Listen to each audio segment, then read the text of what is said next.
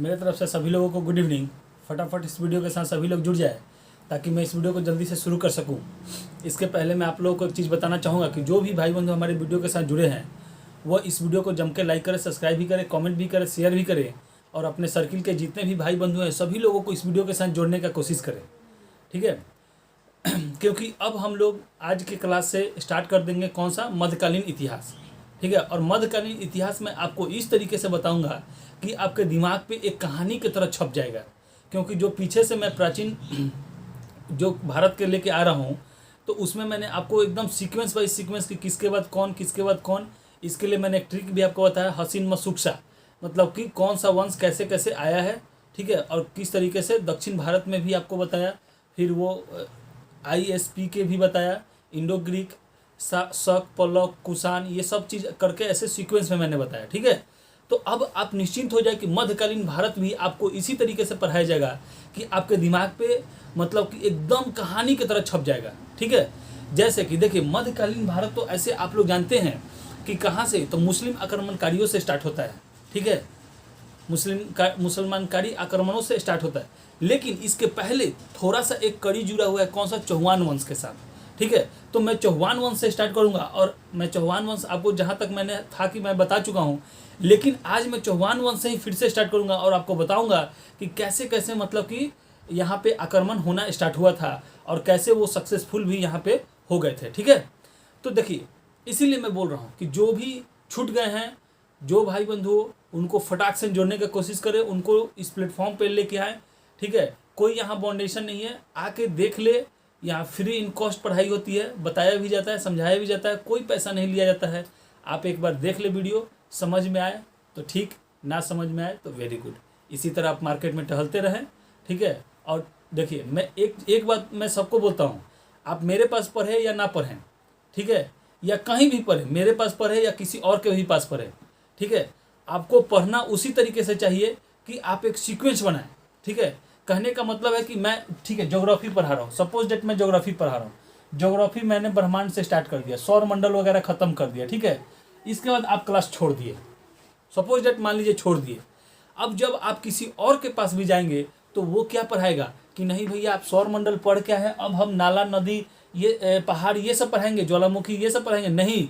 वो भी कोई भी टीचर एक सीक्वेंस से लेके ही चलता है, ठीक है। तो वो फिर से ही सौर मंडल से ही स्टार्ट करेगा।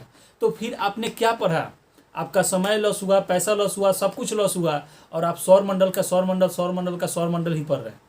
तो आप कहीं भी पढ़े, सबके लिए मैं बोल रहा हूँ, आप कहीं भी पढ़े सीक्वेंस से पढ़ें, ठीक है। अगर आपको लगता है कि नहीं तो जल्दी से छोड़े और दूसरा पकड़ ले। एक बार देखिए कहने का मतलब है कि जब तक सिलेबस आप कंप्लीट नहीं करेंगे कहीं भी, किसी भी संस्था, किसी भी इंसान के साथ जुड़ के, आपको कैसे पता चलेगा, ठीक है, कि कौन बेस्ट है, कौन मुझे अच्छा लग रहा है, ठीक है। एक बार जुड़ के आके देखे, नहीं समझ में आए, कोई यहाँ पे रोक टोक नहीं है, कोई बाउंडेशन नहीं है, आप छोड़ के मुझे जा सकते हैं। चलिए समझ गए।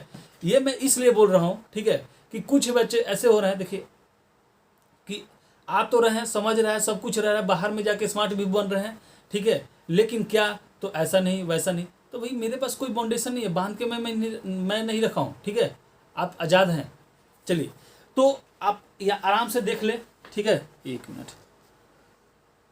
चलिए तो क्या है कि मैंने बताया था मध्यकालीन भारत आज आपसे स्टार्ट हो जाएगा, मध्यकालीन इतिहास आपका आज से स्टार्ट, ठीक है। तो थोड़ा सा हम लोग बैक आके मध्यकालीन भारत, मध्यकालीन इतिहास से हम लोग थोड़ा सा बैक एक वंश पीछे आते हैं, कौन सा, तो चौहान वंश, ठीक है। कौन सा, चौहान वंश, ठीक है। बस आराम से समझ लेंगे। जिस तरीके से देखिए राजपूत काल मैंने आपको बताया था कि 800 से 1200 तक का ई तक के राजपूत काल कहा गया। राजपूतों का उदय किससे हुआ था, चंद्रबाई की पुस्तक पृथ्वीराज रासो से हुआ है। उसमें कहा गया है कि हिमकुश पर्वत पर यज्ञ के दौरान, मतलब कि यज्ञ या हवन कुंड हो रही थी, वहीं से 4 वंशजों का उत्पन्न हुआ है, प्रतिहार वंश, परमार वंश, चालुक्य के सोलंकी वंश और आपका चौहान वंश, ठीक है। तो प्रतिहार वंश तो मैंने पहले ही बता दिया था, परमार मैंने बता ही दिया, चालुक्य का सोलंकी वंश आपको बता ही दिया था, चौहान वंश भी बता दिया था। लेकिन चौहान वंश आज हम फिर से आपको एक थोड़ा सा झलक दिखा के ले चलेंगे और पूरा का पूरा कहानी आपके सामने पेश रहेगा। तो सबसे पहले देखिए मैंने बताया था कि चौहान वंश का संस्थापक अगर आपसे पूछता है, क्या संस्थापक, ठीक है, तो आपको तो याद ही होगा कि संस्थापक कौन थे? वसुदेव, वसुदेव, ठीक है। और इन्हीं को सिंह राज के नाम से भी जाना जाता था, सिंह राज, ठीक है, सिंह राज के नाम से जाना जाता था, ठीक है। इसके बाद क्या होता है कि इस वंश का सबसे योग्य शासक जो था वह था अरुणोराज, योग शासक, योग शासक, ठीक है, अरुणोराज,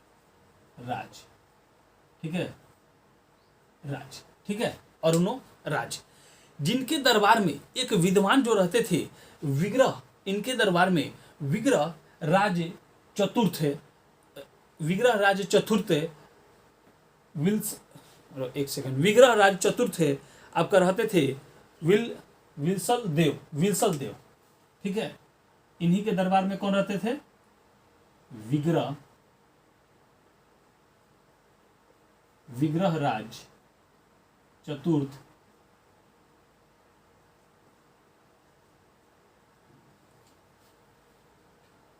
विशल देव, कौन रहते थे? विशल देव, ठीक है, कौन रहते थे? विशल देव, विग्रह राज चतुर्थ विशल देव रहते थे, ठीक है। जिन्होंने एक पुस्तक यानी कि एक संस्कृत नाटक लिखा था जिसका हरिकेला, एक मिनट,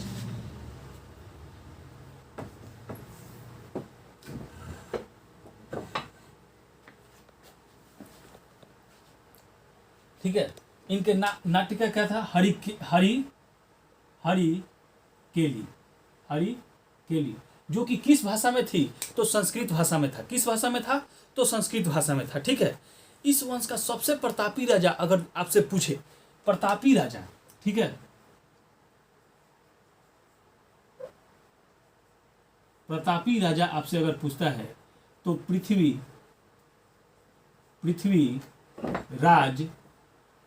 पृथ्वीराज तृतीय या आपको चौहान, ठीक है। इन्हीं को पृथ्वीराज तृतीय भी कहा गया और पृथ्वीराज चौहान भी कहा गया। अब आराम से आप समझते चलेंगे, ठीक है। जैसे कि मैं यहाँ पे एक छोटा सा, मतलब कि मैं एथी के द्वारा, ठीक है, नक्शा के द्वारा आपको समझा रहा हूँ, ठीक है। ये आपका इस तरीके, तो ये जो क्षेत्र था ये आपका यहाँ पे, ये तो आपको गुजरात, और ये आपका कौन सा था? राजस्थान, ठीक है, राजस्थान। तो यहीं से राजस्थान, और ये आपका जो क्षेत्र था उस समय मालवा था। कौन था? मालवा था, ठीक है। ये क्षेत्र मालवा और ये आपका राजस्थान। तो राजस्थान में उस समय पृथ्वीराज चौहान की क्या चल रही थी? मतलब कि शासनकाल चल रहा था। यहीं पे राजस्थान में वो लोग थे, ठीक है। और इनकी मित्रता मालवा के राजा जयचंद्र के साथ था। किसके साथ? मालवा के राजा जयचंद्र के साथ था। और जयचंद्र और पृथ्वीराज चौहान मिलकर मोहम्मद गौरी को हरा दिए थे तराइन के प्रथम युद्ध में 1191 में, ठीक है। लेकिन इसके पीछे हम लोग आएंगे, थोड़ा सा अब कहानी क्रिएट करेंगे हम लोग, ठीक है। तो बहुत सारे ऐसे पुस्तक में आप पढ़े होंगे कि पृथ्वीराज चौहान ने मतलब मोहम्मद गौरी को बहुत बार हराया था, ठीक है। किसी पुस्तक में 14 बार लिखा है, किसी पुस्तक में 18 बार लिखा है, इस तरीके से लिखा हुआ है। तो छोटे, देखिए कहने का मतलब है कि छोटे छोटे युद्ध में पृथ्वीराज चौहान ने बहुत बार 18 बार किसको? मोहम्मद गौरी को हराया था, ठीक है। छोटे छोटे युद्धों में मोहम्मद गौरी को पृथ्वीराज चौहान ने 18 बार हराया था, ठीक है। लेकिन तराइन का प्रथम युद्ध, तराइन का प्रथम युद्ध किसे? 1191, ठीक है, 91 में, ठीक है। कौन सा? पृथ्वीराज तृतीय प्लस में जयचंद्र,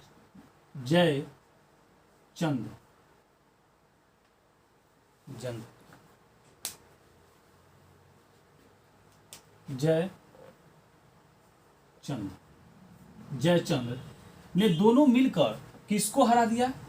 तो आपको गौरी, मोहम्मद गौरी को हरा दिया। ठीक है, मोहम्मद गौरी को क्या किया, हरा दिया। ठीक है, आराम से समझते हैं, कंसेप्ट बिल्डअप कीजिए। तो मोहम्मद गौरी कहाँ, अफगानिस्तान का था, अफगानिस्तान का था। तो ये क्या होता था कि भारत में बार बार अटैक करता था, छोटे मोटे युद्ध क्या करता था, लड़ता था। तो ये राजस्थान जो था, क्षेत्र जो है वो भारत के बॉर्डर लाइन पे पड़ता है। तो सबसे पहले इसका सामना किससे हो जाता था, तो पृथ्वीराज चौहान से हो जाता था। तो छोटे मोटे युद्धों में 18 बार पृथ्वीराज चौहान ने किसको, मोहम्मद गौरी को हरा दिया था। लेकिन अब कहिए कि ये जो तराइन का युद्ध था तो ये बड़े लेवल पे हुआ था। ठीक है, बड़े लेवल पे हुआ था। और इसमें पृथ्वीराज चौहान और जयचंद्र ने मिलकर तराइन के प्रथम युद्ध में मोहम्मद गौरी को बुरी तरीके से हरा दिया। क्या कर दिया, बुरे तरीके से हरा दिया। ठीक है, और इसके बाद यह अफगानिस्तान चला गया। कौन चला गया, मोहम्मद गौरी अफगानिस्तान चला गया। और इसको ये चाहते, अगर पृथ्वीराज चाहते तो मोहम्मद गौरी को कब का मार चुके होते।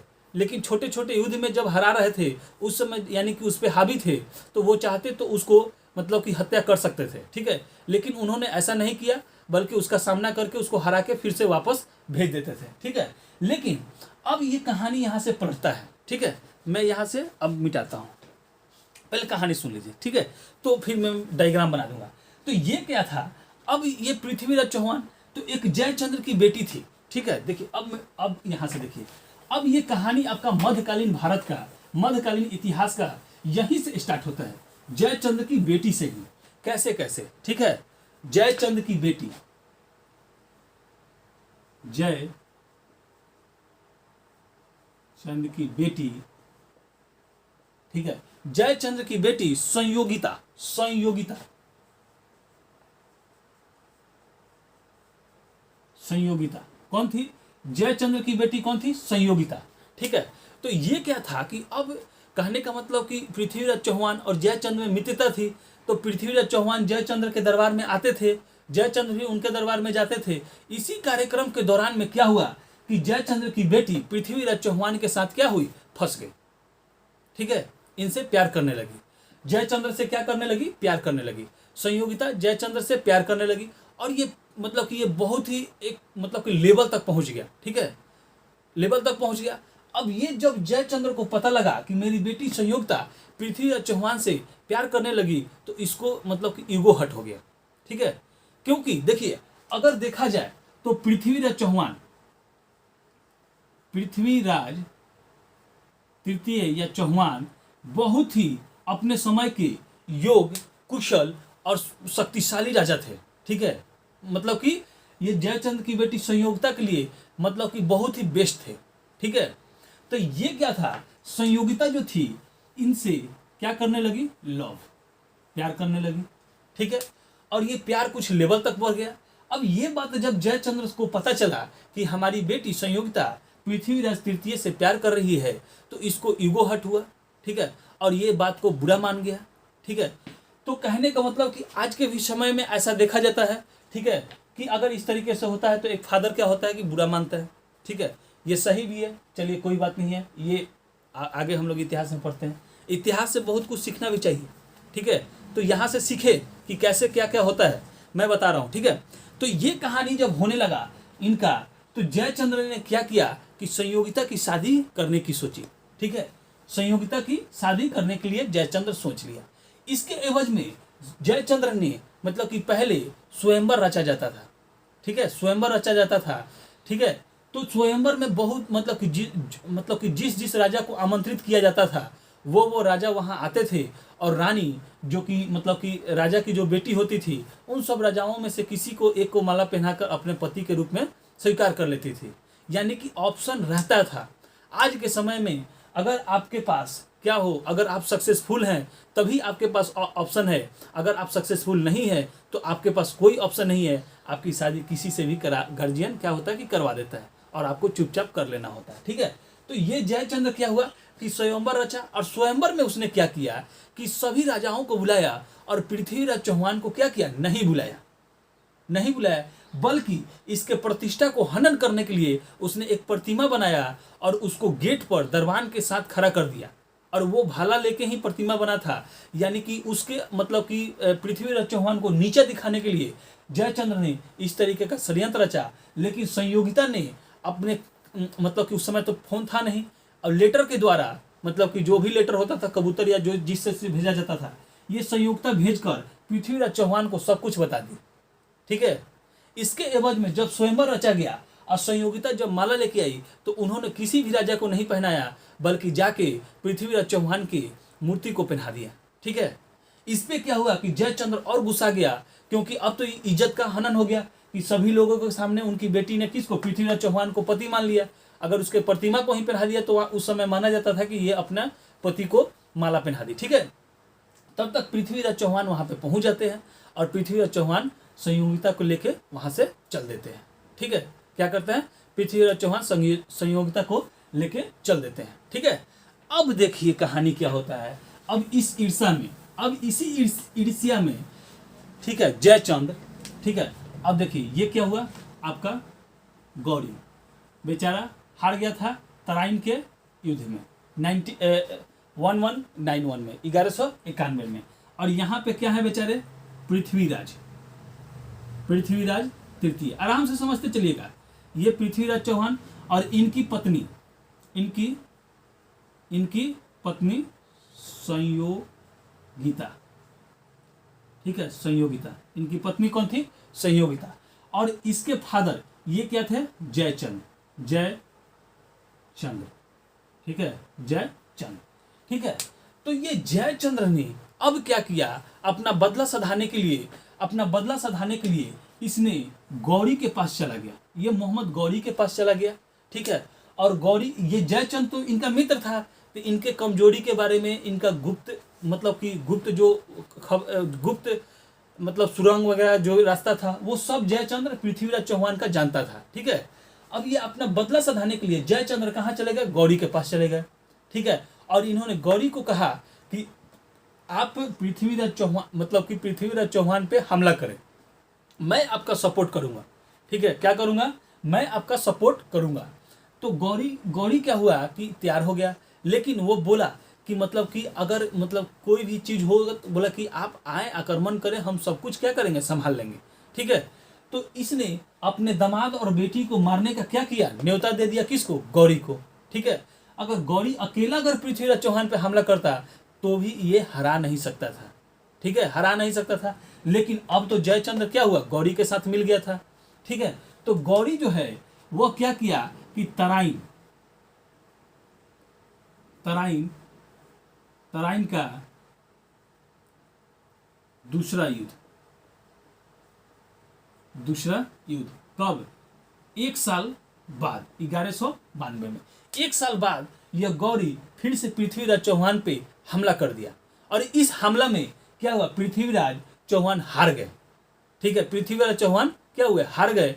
और इस गौरी इनको हराने के बाद, अब ये तराइन के युद्ध से हराने के बाद इनको बंदी बनाकर फिर से कहाँ लेके चला गया, अफगानिस्तान ले गया। और वहाँ पे बहुत बुरे तरीके से यातना देकर, ठीक है, आप पिक्चर वगैरह में भी देखे होंगे कि इनका आँख फोड़ दिया जाता है, शेर से लड़ने को कहा जाता है। तो बुरी तरीके से इनको यातना देकर इनकी क्या की, मृत्यु कर दिया। ठीक है। अगर ये चाहते, देखिए ये चाहते तो इसको कब का मार चुके होते। ठीक है, कब का मार चुके होते, लेकिन इन्होंने छोड़ दिया। और इसीलिए कहा जाता है कि इन लोगों में, अफगानियों में कोई भी मोह माया या दया नहीं होता है। जस्ट लाइक आप देख ले कि आज के समय में अफगानिस्तान में तालिबानों का क्या वर्चस्व है। ठीक है। तो मोहम्मद गौरी तराइन के द्वितीय युद्ध में पृथ्वीराज चौहान को हरा देता है और यहाँ से लेके अफगानिस्तान चला जाता है और वहाँ पे इनको बुरी तरीके से यातना देकर क्या करता है, मार देता है। इसी बीच में क्या होता है, संयोगिता की भी मृत्यु हो जाती है, संयोगिता को भी मार दिया जाता है। ठीक है, संयोगिता को भी मार दिया जाता है।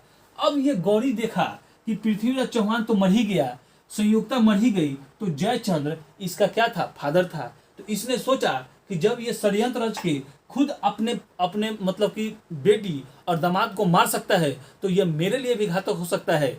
तो ये क्या किया कि 1194 में यह मोहम्मद गौरी जयचंद्र पे आक्रमण कर दिया, 1194 में। और इस युद्ध का नाम था चंद्रवार। ठीक है, चंद्रवार के युद्ध में मोहम्मद गौरी ने जयचंद्र को भी 1194 में क्या किया, मार दिया। ठीक है, 1194 में मार दिया। ठीक है। और ये कहानी पूरा का पूरा यहाँ से खत्म हो गया। अब क्या होता है आगे देखते हैं। ठीक है, ये पूरा का पूरा कहानी समझ में आ गया, अब आपके दिमाग में समझ में आ गया। ठीक है, तो जब तक देखिए,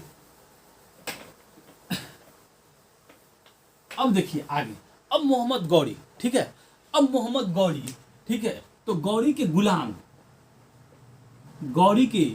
गुलाम जो थे वो बहुत सारे थे।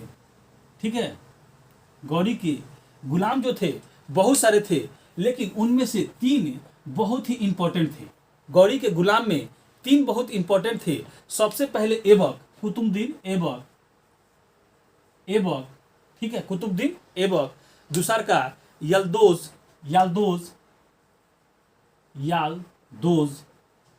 ठीक है, यालदोज। और तीसरा कुबाजा। तीसरा कौन सा हुआ? कुबाजा। ठीक है, तीसरा कौन सा हुआ? कुबाजा। आराम से समझते चले, देख रहे हैं ना, एकदम कहानी बेस पे अब चलेगी भैया, आपके दिमाग में ना छप जाए तो आप मेरा नाम लीजिएगा। तो गौरी के क्या थे? मुख्य रूप से 3 गुलाम थे। गुलाम तो बहुत सारे थे, लेकिन 3 मुख्य रूप से थे। कौन? ऐबक, यालदोज और कुबाजा। ठीक है, तो ये जो ऐबक है, ठीक है, ये जो ऐबक है, यह क्या था? गुलाम भी था और सेनापति भी था।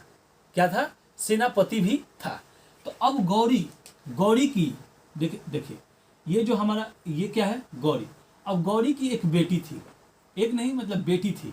ठीक है, तो ये सेनापति होने के साथ और गौरी का मतलब कि गुलाम होने के साथ ये बहुत गौरी का प्रिय भी था। तो ये जो ऐबक जो है, यह गौरी के दरबार में हमेशा आता जाता रहता था। ठीक है, हमेशा क्या करता था? आता जाता रहता था। तो ऐबक क्या था? एक गुलाम भी था और सेनापति भी था और गौरी का थोड़ा प्रिय भी था। इसके चलते, यह सेनापति होने के चलते इसके दरबार में क्या करता था? आता जाता था। तो यहाँ गौरी की बेटी जो थी, यह क्या हुई कि इससे फंस गई। क्या हुआ कि ऐबक से गौरी की बेटी फंस गई। ठीक है, और इनका भी क्या हुआ? एक मतलब कि प्यार लेवल पे पहुंचा।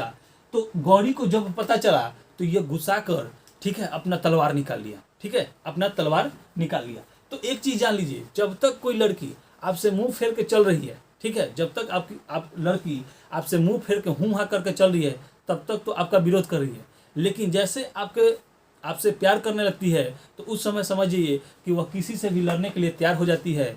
ठीक है, किसी से भी लड़ने के लिए तैयार हो जाती है। अब जब गौरी को पता चला कि यह गुलाम मेरी बेटी को फंसा लिया है, तो उसने फटाक से क्या किया कि तलवार निकाल के मतलब कि ऐबक पे अटैक करने को चल दिया। ठीक है, तब तक इसकी गौरी की बेटी सामने आ जाती है और बोलती है कि ये आप क्या करने जा रहे हैं? ठीक है, आपको इतिहास पता नहीं है, आप ही तो इतिहास रच के आ रहे हैं। ठीक है, कि जयचंद्र की बेटी ने पृथ्वीराज तृतीय से शादी कर लिया, तो आप उन दोनों की क्या किए? हत्या कर दिए। ठीक है, तो उनका अस्तित्व क्या हुआ? खत्म हो गया। ठीक है, वो अपने बेटी और दामाद को क्या किया? मरवा दिया। तो उनका तो अस्तित्व खत्म हो गया। अब गौरी चालाक था, ये सोचा कि अगर हम भी ये चीज करते हैं तो हमारा भी क्या होगा? नाश हो जाएगा। तो ये बेचारा चुपचाप रह गया। और क्या हुआ कि गौरी की बेटी और ऐबक की शादी हो गई। लेकिन शादी तो हो गई, लेकिन ये देखिए, ये आपका, ठीक है, ये आपका, तो यहाँ इंद्रप्रस्थ मतलब क्या होता है? आपका दिल्ली। ठीक है, इंद्रप्रस्थ मतलब क्या होता है? दिल्ली। तो अभी फिलहाल ही में गौरी, अब देखिए, गौरी तो बेचारा क्या था? गौरी तो युद्ध में बिजी था। इधर क्या था? 11 तराइन का प्रथम युद्ध, तराइन का द्वितीय युद्ध, एक चंद्रवार पर, ये लगातार ये बेचारा युद्ध करते चला गया। ठीक है, युद्ध में व्यस्त था। तब तक इधर बेटी इसकी क्या हुई? ऐबक के साथ गुल खिला गई। ठीक है, ऐबक के साथ क्या हुई? फंस गई। और ये मतलब कि यही कहानी थी। अब ये बेचारा सोच में था कि साला हम उधर युद्ध में थे और ये हमारी बेटी इधर गुल खिला रही है। ठीक है, तो ऐबक के साथ फंस गई।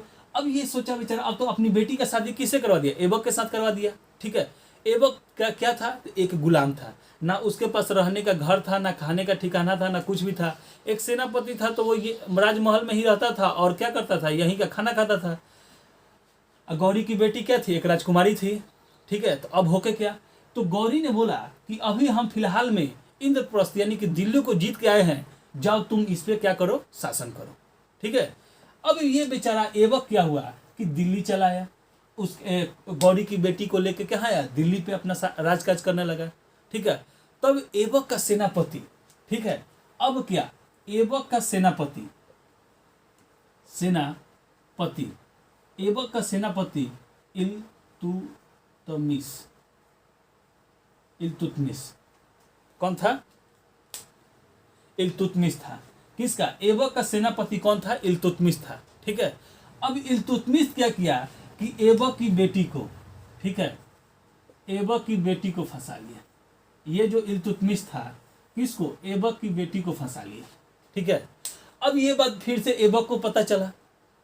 आराम से समझ में आ रहा है ना कहानी, कि देखिए प्यार मोहब्बत में क्या होता है, बड़े बड़े राजघराने, बड़े बड़े साम्राज्य टूट जाते हैं।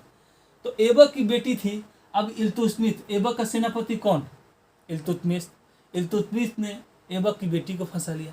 जब ऐबक को ये बात पता चला तो उस समय वह दिल्ली का राजा था। ठीक है। वह इल्तुतमिश पे हमला कर दिया। ये बात जब ऐबक की बेटी को पता चला, वो तुरंत अपने पिता के पास पहुंच गई। बोले कि आप क्या करके आए हैं? आप भी तो गौरी के बेटी को फंसा के ही शादी किए हैं। ठीक है। अब ऐबक करे क्या बेचारा? ठीक है। अब ऐबक शांत हो गया। वो समझ गया कि अगर हम कोई भी एक्शन ले रहे हैं तो हमारा भी पतन है। ठीक है। तो इसने भी क्या किया? इल्तुतमिश से अपनी बेटी का शादी करा दिया। ठीक है। तो ये कहानी अब आगे आप लोग को मतलब चलेगा जब हम दिल्ली सल्तनत में आएंगे, वहाँ से गौरी, ऐबक, इल्तुतमिश के बारे में पढ़ाएंगे, तो फिर इनकी कहानी शुरू होगी। ठीक है। अब ये कहानी धीरे धीरे आपको समझ में आ रहा है ना कि कैसे मुस्लिम आक्रमणकारी दिल्ली पे आकर शासन करने लगे। अब यहाँ से चलिए, तो ये चीज़ आप समझ गए होंगे। अब बेचारा अल्दोज और कुबाजा को कुछ नहीं मिला। ठीक है। अब ये बेचारा चाहते तो गौरी के अदर बेटी को भी फंसा सकते थे, लेकिन अब तो ये तो दिल्ली अपना कब्जा कर लिया था, तो इनको मिलता क्या? तो इनको कुछ नहीं मिला। यह क्या हुआ? इसकी सेनापति ही बन के रह गए। ठीक है। चलिए आगे हम लोग अब देखते हैं। अब मध्यकालीन इतिहास, तो मुस्लिम आक्रमणकारी हम लोग देखते हैं। ठीक है।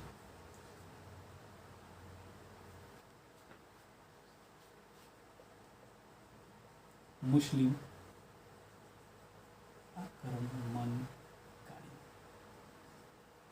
आक्रमणकारी, ठीक है, या आक्रमण देख ले, कारी छोड़िए, आक्रमण ही देख ले। तो ये देखिए, ये दो तरीके के हुए थे। ठीक है।